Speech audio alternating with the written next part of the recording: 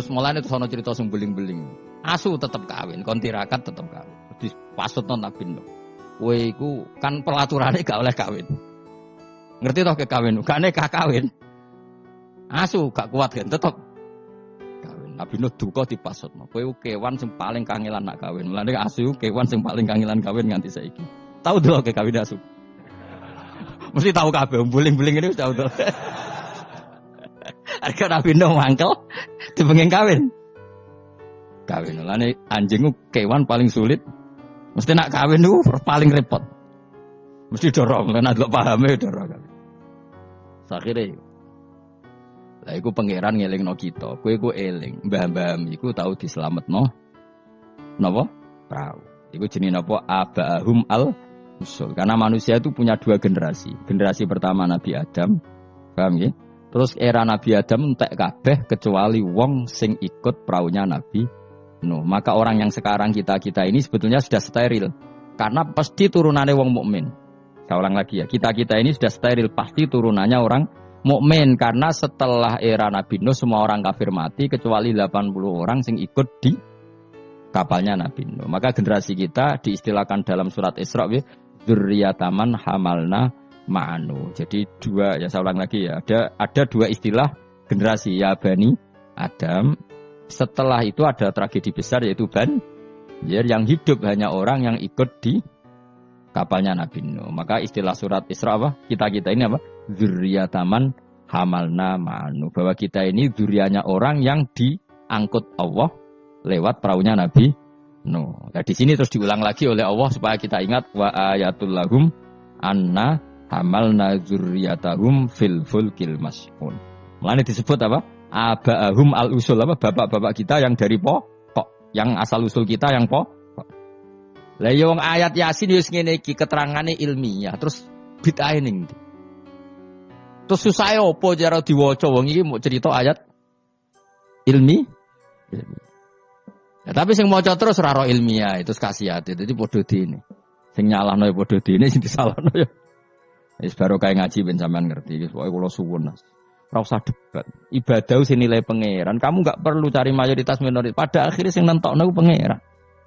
Kowe ngerasa salah ya ora mesti salah, ngerasa bener ora mesti bener. Tetap summa ilayya marji'ukum fa unabbiukum. Nanti kembali ke Allah, kemudian Allah sendiri yang menvonis kita salah atau bener. Lah apa pede nemen-nemen biasa wae. Aku lon pede banget. Ora kok perkara mesti bener e. Luwih mungkin bener aku timbang kowe. Mereka oleh aku mikir wis suwe.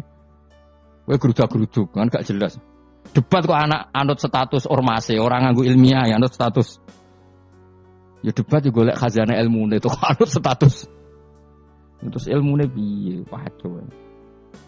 Ya eling-eling ya. Jadi kita ngalami dua apa?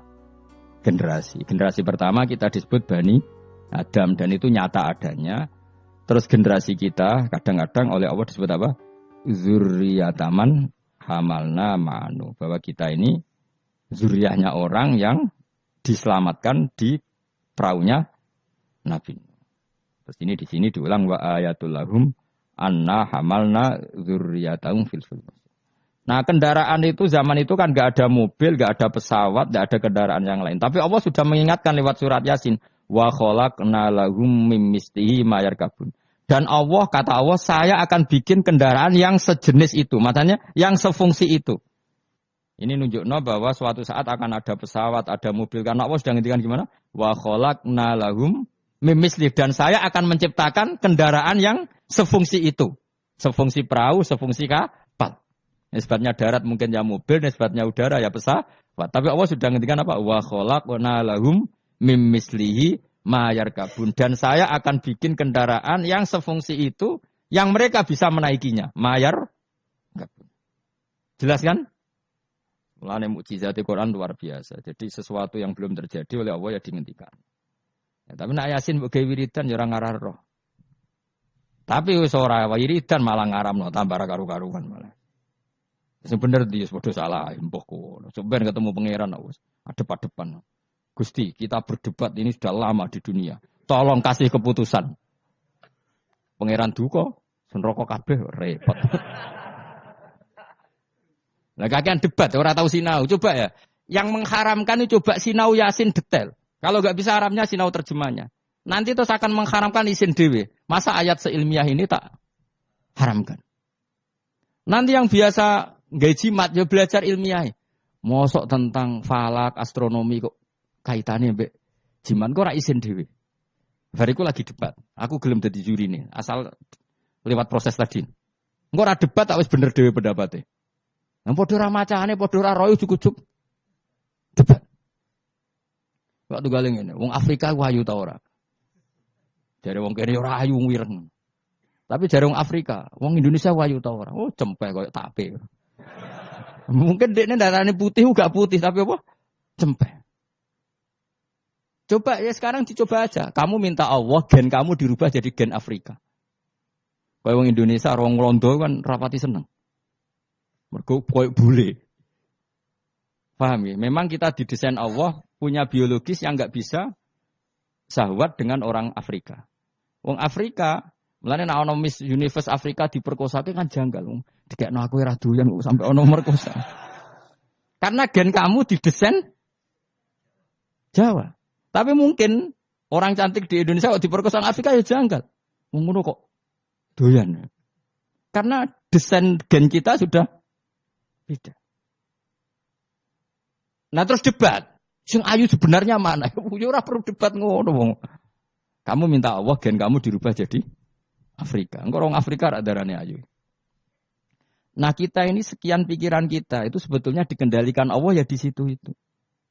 Wong Afrika didesain Allah syahwat mbek wong ireng padha ireng. Wong Indonesia gak didesain. Mulane kula bolak-balik nyontokno. Kowe ketemu wong Solo ayu, rokan, ambek wong Afrika udah syahwat. Kok kowe ora minat ketemu kowe ora minat. Karena gen kamu gak didesain untuk mencintai orang Afrika. Tapi orang Afrika tidak didesain untuk mencintai kita.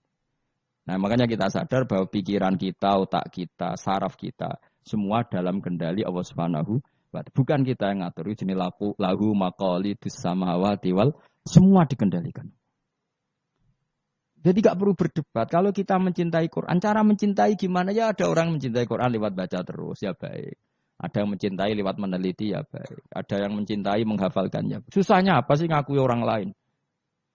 Cuma saran kula makna pokok itu tahu biar ngerti mukjizate Quran. Quran sudah ngendikan ada potensi zaman itu ada kendaraan yang sefungsi dengan perahu. Disebut apa? Wa khalaqna lahum mim mislihi ma yarkabun. Dan saya akan bikin yang sefungsi dengan perahu di mana barang itu nanti ya ma yarkabun sama-sama bisa kendarai. Wa khalaqnalan gawe sapa ing sunah marang akeh misli sanging sepadane praune Nabi Nuh misli falakinu hentek sepadane praune Nabi Nuh.